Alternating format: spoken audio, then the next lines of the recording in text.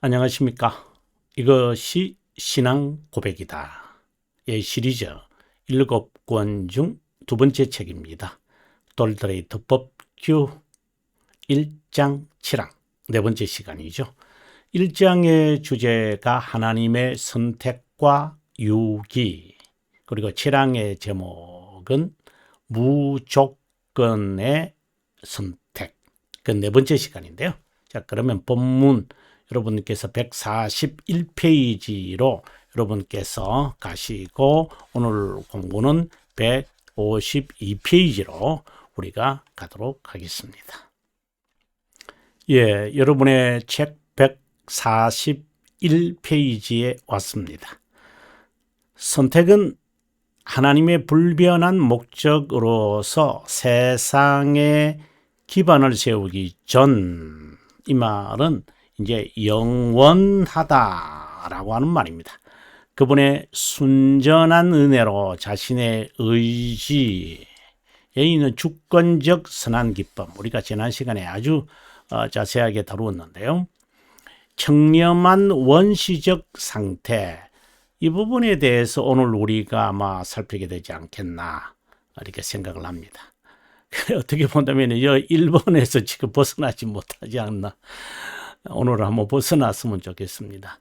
그들의 잘못으로 인해 죄와 파멸로 타락했었던 모든 인류로부터 일부 인격, 일부 인격이라고 한다는 것, 저는 굳이 persons라고 할 때 사람이라고 번역을 할 수도 있는데, 저는 인격이라고 번역을 굳이 하려고 합니다. 왜 그런가 하면 하나님께서 우리를 심판하실 때도 구원하실 때도 항상 이 퍼스널이거든요. 퍼스널리.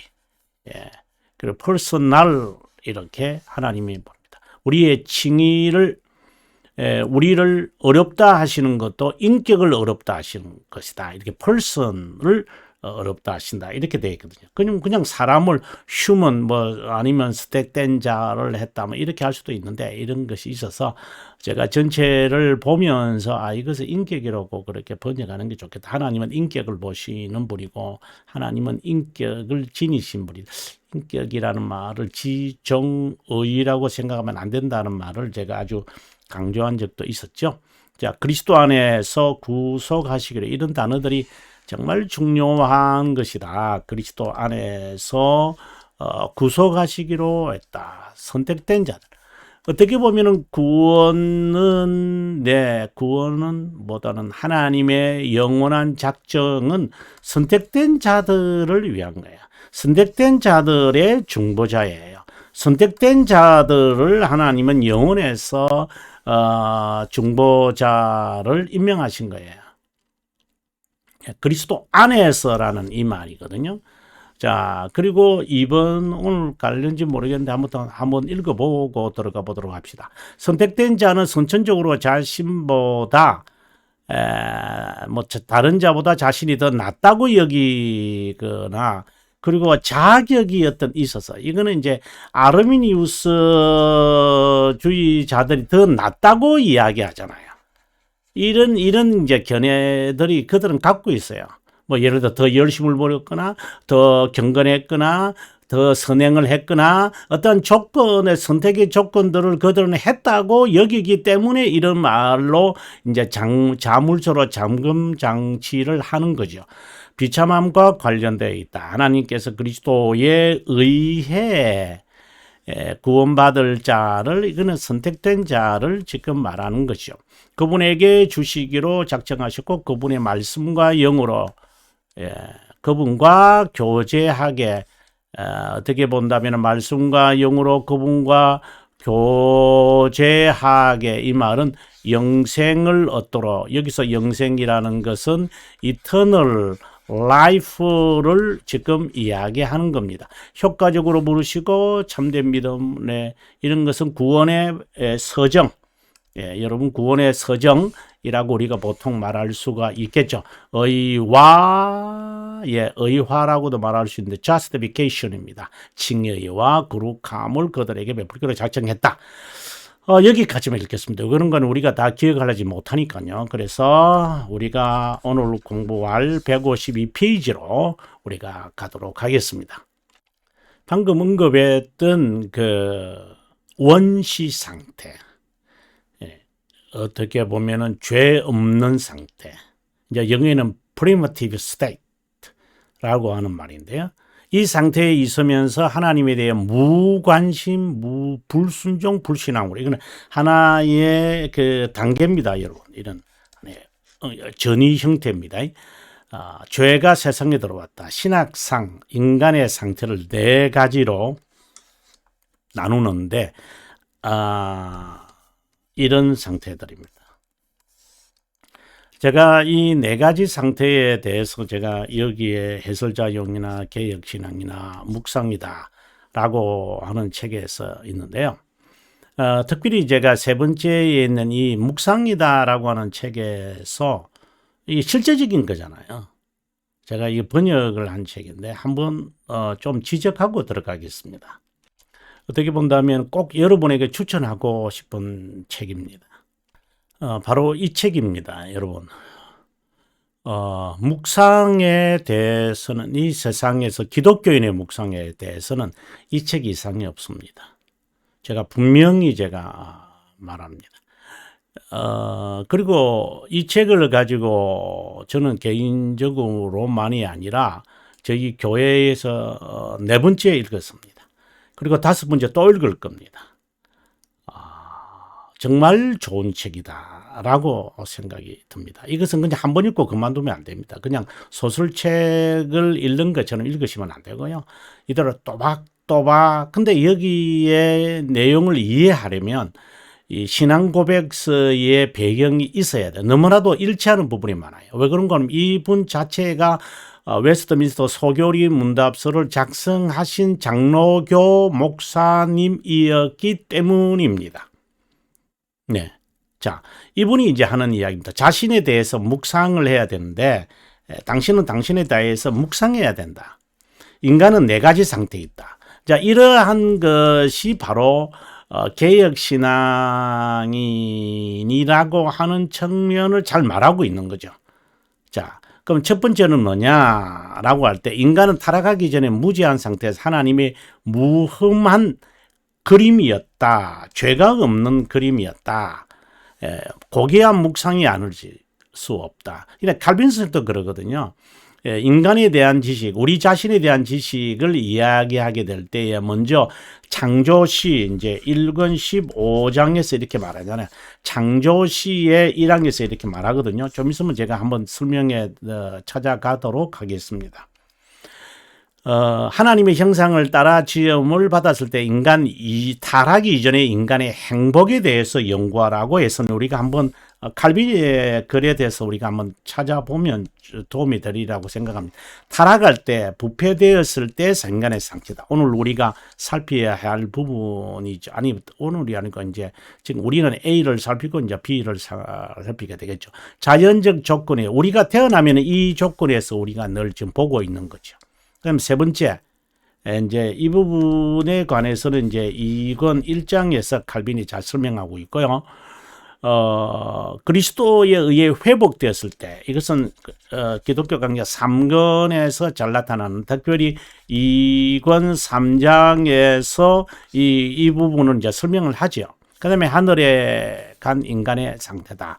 다시 말하면, 아담으로 있었던 상태, 타락됐을 때의 상태, 그리스도 안에서의 상태, 하늘에 있게 될 상태다 라고 했는데, 정말 여러분 꼭 추천합니다. 아주 그리고 두께도 200페이지밖에 안 되는 책인데, 여러분 평생 여러분 곁에 두고 이대로 사시는 것이 정말 좋은 것이다. 네, 잠언이나 시편의 말씀을 통해서도 이 묵상이 얼마나 중요하다.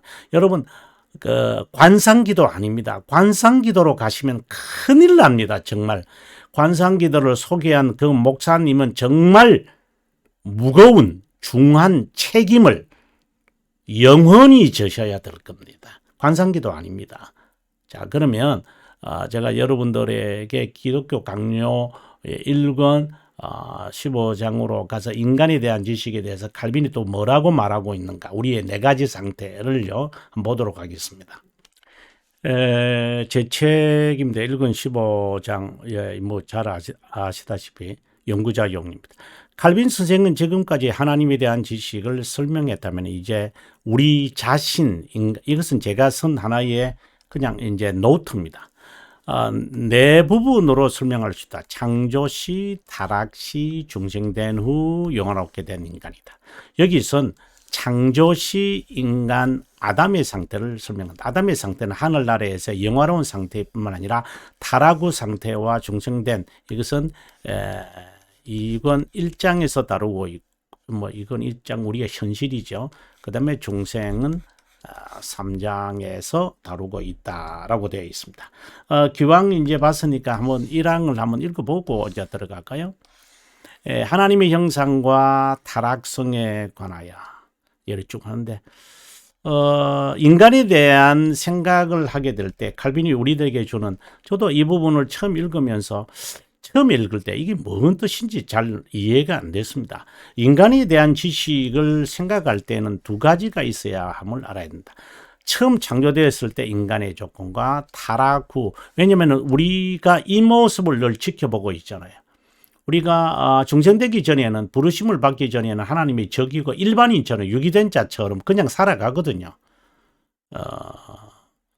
타락의 결과 우리의 본성의 부패와 강직함에 대해서 무지한다면 창조된 것을 아는 것은 아무런 유익이 없을 겁니다. 우리의 본성을 생각하는 데서 현재 자신의 기본적 고질성에 제한을 둡니다. 인간이 타락하여 강직한 비참한 조건으로 내려가기 전 우리는 먼저 우리 조건이 어떠한 것인지 고려하는 것이 중요합니다. 주의해야 되는 것이 있는데, 인간의 자연적 질병에 관심을 가지다가 그것의 원인을 하나님께 돌리지 말아야, 다시 말해서 죄의 저자를 하나님께 둬서는 안 된다라고 되어 있는데, 기독교 강요 내용이 너무 심오하고 포괄적이고 조직적이고 그리고 핵심적이어서 이 강의 너무 제가 취할 수 있을 것 같아서 다시 본문으로 돌아오도록 하겠습니다.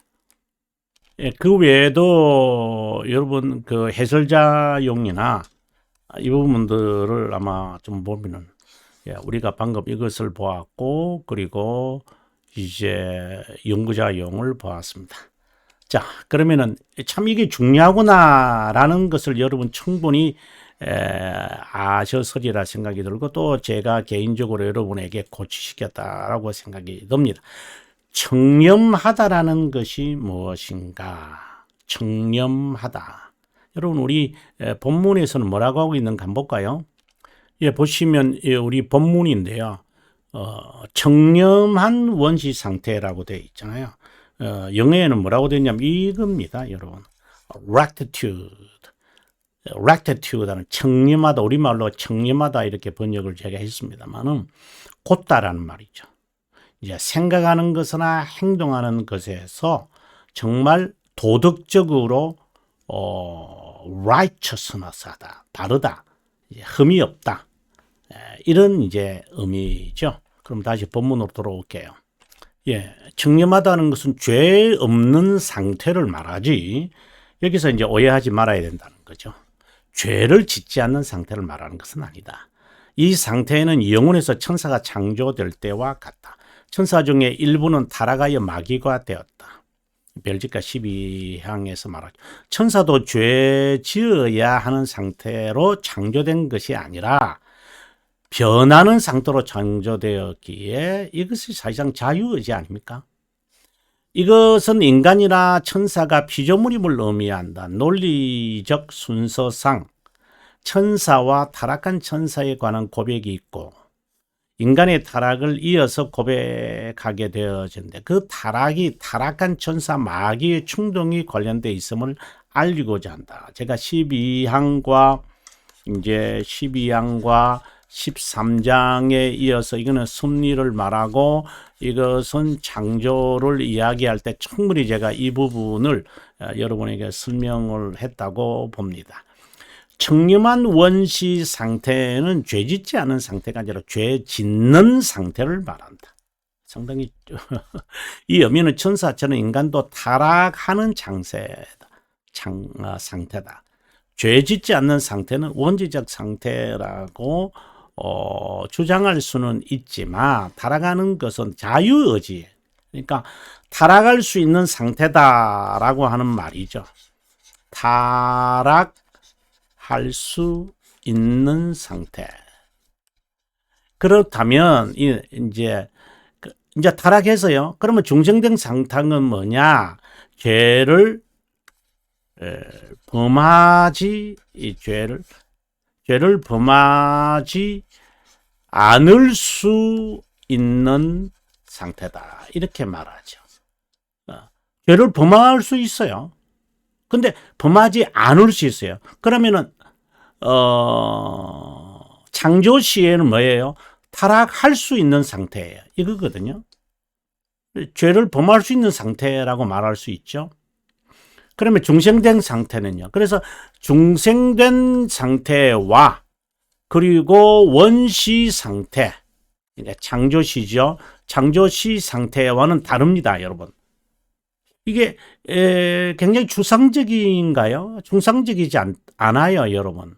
그죠? 타락할 수 있다, 변할 수 있다라는 것, 자유의지를 지닌 상태를 말해요. 그래서 하나님이 우리를 창조하실 때 자유의지를 주셨다, 정직하게 지으셨으나 이렇게 말할 때 의미죠.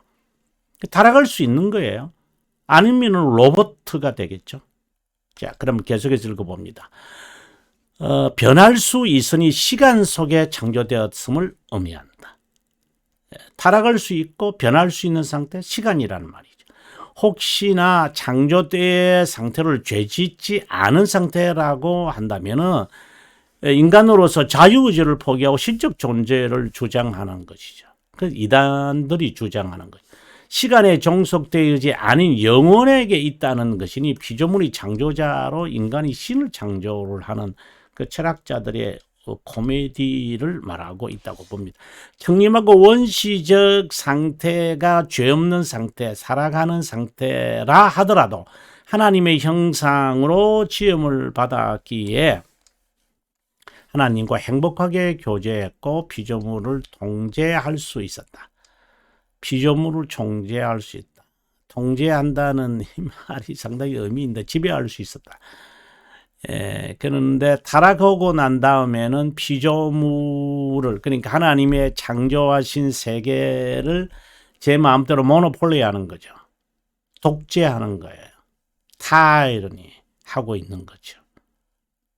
우리가 뭐 하기 쉽게 정말 이런 말을 하면은 한없이 이제 말이 가서 그냥 넘어가겠습니다. 순종하는 그 교제가 지속됐다. 인간은 하나님의 형상으로 지음받았다. 잘 아시죠? 예.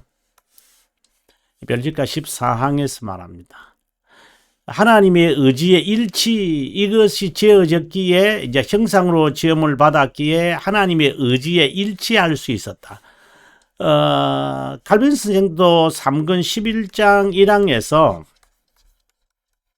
3권 11장 1항입니다. 11장 1항.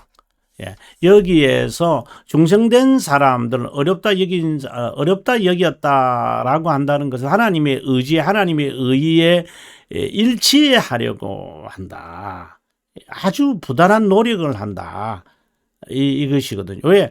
그 원시 상태에서 우리가 하나님의 의지에 일치하여 순종이라는 말인데, 순종할 수 있었기에 인간이 바라는 하나님의 의지에 따라 바라는 모든 것이 다 이루어지는 것인 거예요.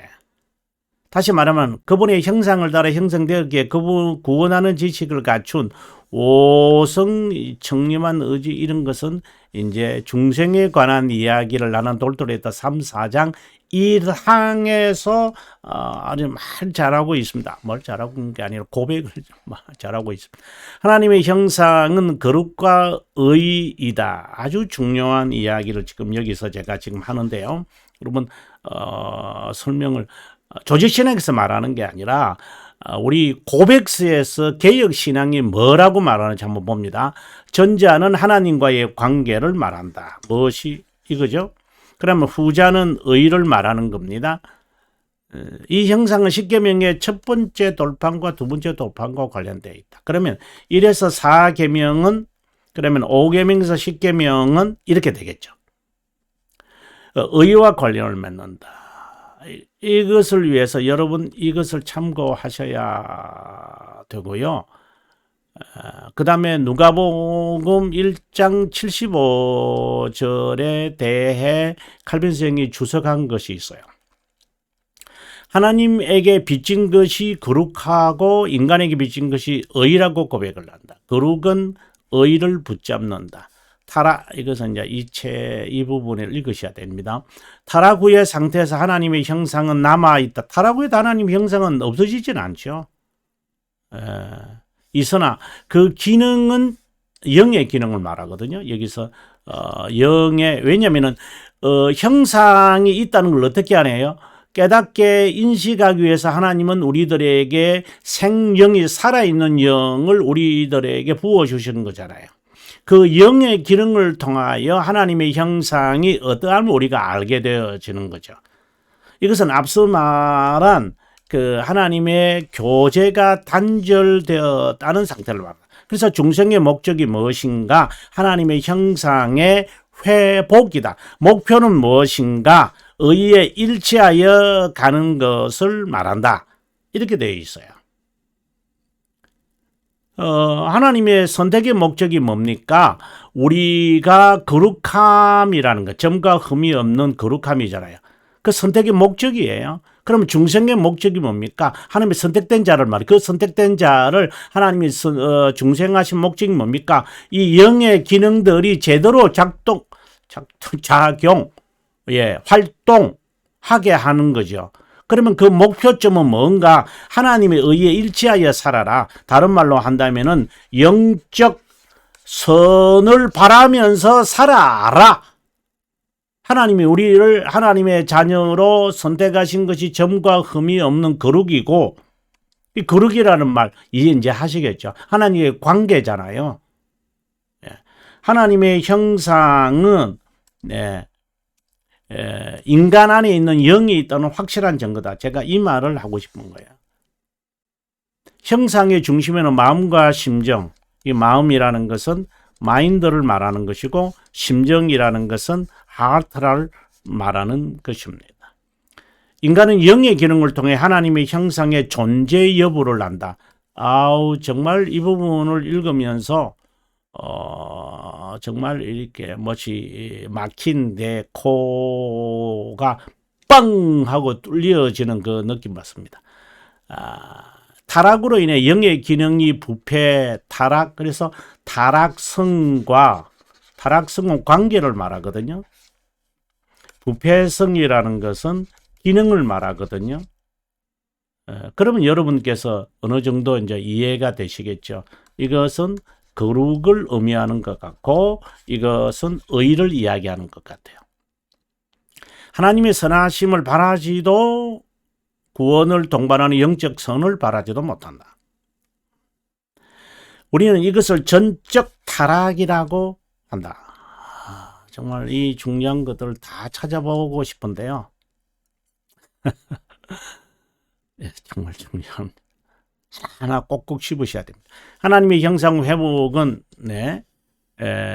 그리고 중생으로 선한 의지로 창조되었다. 의지의 전환이라 그러잖아요. 천사도 하나님의 형상을 따라 되었는데 그들은 영이다. 하나님의 형상과 인간의 영간의 관계에 대해 언급하고 지나갔으면 좋겠다. 영은 사라지지 않는다. 스피릿하고 여러분 좀 헷갈리지 않았으면 좋겠어요. 영혼이라고 하는 스피릿. 보통 우리가 스피릿 이렇게 이제 이야기를 하는. 영은 어떻게 본다면은 기능, 인간의 그 실존이죠. 인간이 있다라고 하는 그 기능, 있다라는 것은 영의 기능을 하고 있기 때문에 영이 기능을 하고 있는 거죠. 이건 하나님이 허락하신 거죠. 하나님이 영이다 할 때 소울이라고 말하지 않죠.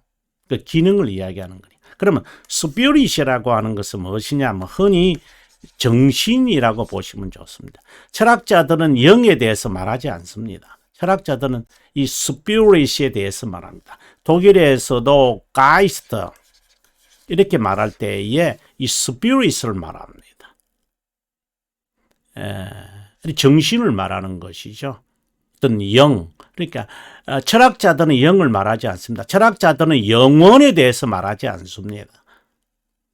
철학자는 존재에 대해서 말하지 않는다. 존재에 대해서 말하지 않는다. 영혼에 대해서 말하지 않는다. 영에 대해서 말하지 않는다. 이 말은 이제 우리말에 이제 여러분들이 어떻게 개념화가 시키는지 모르겠지만 오늘 제가 판서를 한번 하고 다시 돌아오겠습니다. 철학자들은 영혼에 대해서 말하지 않는다. 이터널을 말합니다. 여러분, 이터니티를 말하는 거. 그들은 말하지 않는다. 그 다음에 영에 대해서 말하지 않는다. soul에 대해서 말하지 않는다. 그 다음에는 정신에 대해서 그들은 정신에 대해서 말한다. 이 정신이 바로 스피릿이기 때문입니다. 네. 그들은 이터널을 말하지 않고 뭐를 말한다? 그들은 everlasting을 말한다. 이것에 대해서 그들은 관심을 가질 겁니다. 그리고 철학자들은 또 말하지 않는 것이 있다고 했습니다. 그게 뭐냐? 존재에 대해서 말하지 않는다. 여기서 존재라는 것은 subsistence를 이야기합니다. substance를 말하죠. 이거는 이것도 존재니까. 그러나 이것을 말하지는 않습니다. 이걸 말합니다. 근데 실제로 substance를 말하지만 그들이 말하는 것은 경험에 있는 existence입니다. 우리가 이제 그 실존주의, 우리가 케르케고르에서 시작되는 existentialism이잖아요. 그러니까 이 존재거든요. 이 존재라고 말하는데, 근데 실존이라고 번역하잖아요. 그건 왜냐? 인간의 입장에서 자신의 존재를 찾아가는 거예요. 하나님 앞에서 자신의 존재를 이제 반영시켜 보는 거. 그래서 실존주의라고 그러죠. 존재주의라고 말하지 않죠. 그는 subsistence를 말하지 않아요. 이 자체는 인간의 인격, 그 존재 자체에 대해서는 모르니까요. 그래서 영혼에 대해서 말하지 않고 영에 대해서 소울을 말합니다. 스피릿을 말하지 않고 존재에 대해서도 그들이 말하지 않는다.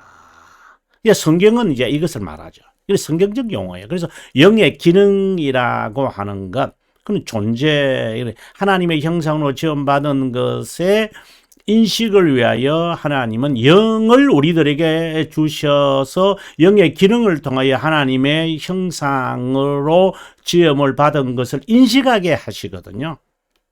근데 그들은 정신을 이야기해서, 그러니까 영혼을 이야기해서 이제 정신의 기능이 이렇다 저렇다 이렇게 이야기를 해서 영에 대한 이야기에서 회피하죠. 의도적으로 피해야만 되거든요. 영혼에 대해서 이야기도 하지 않죠. 무한한 시간에 대해서는 이야기하지만 그는 영혼이라고 말하지. 그래 인간이 만든 영혼이라는 개념이죠. 좀 어렵습니까?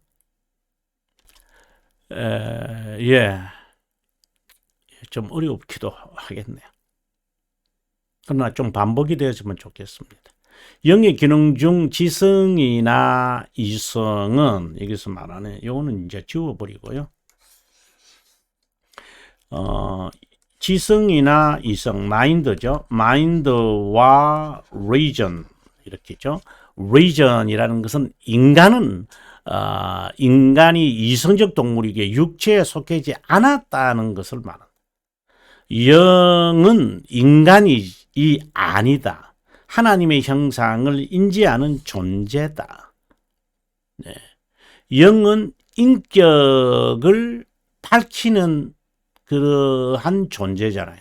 이게 다 존재. 하나님의 형상에 조회한 자리에 마음과 심정이 자리를 잡고 있다. 그 기능이 있지만 인간의 부분도 아니고 그렇다고 몸의 부분도 아니다.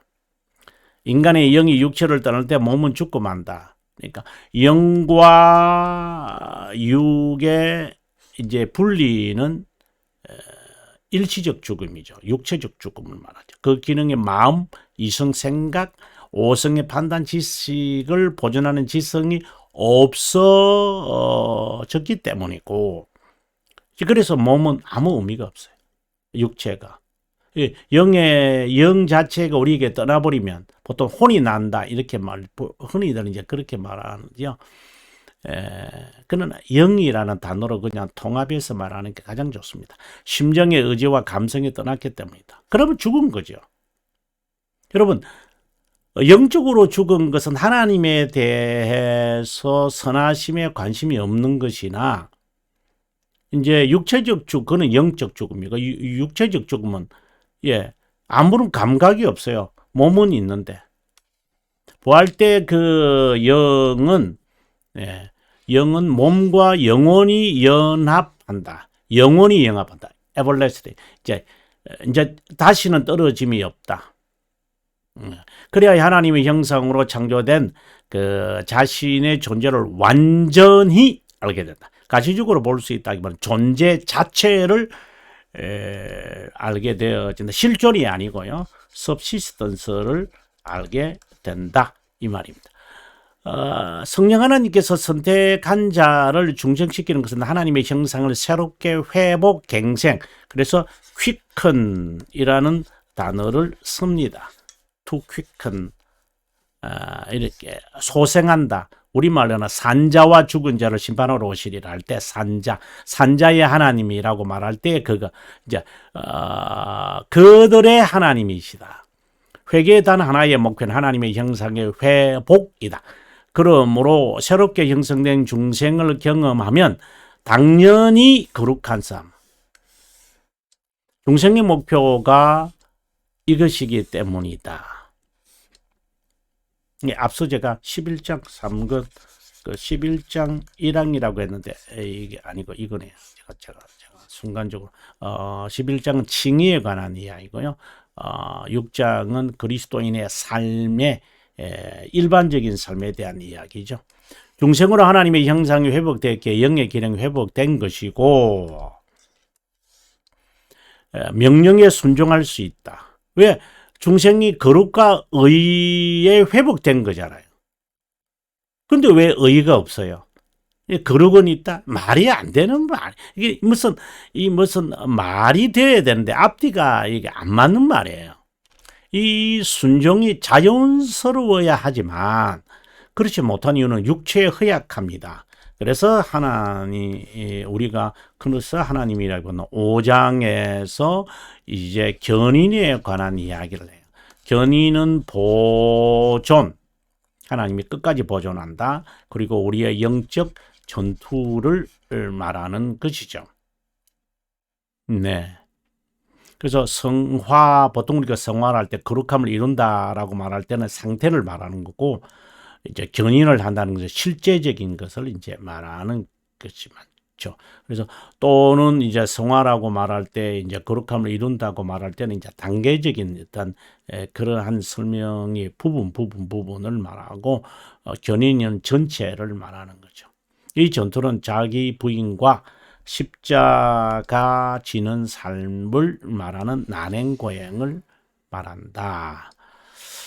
이 내용이 워낙 중요해서인가요? 이 설명이 너무 기네요. 네. 아무튼 시간이 많이 가서요. 다음 시간에 155페이지 우리가 공부하도록 하겠습니다. 시청해 주셔서 감사하고요. 복습, 예습. 남은 시간 평안하시기를 바랍니다.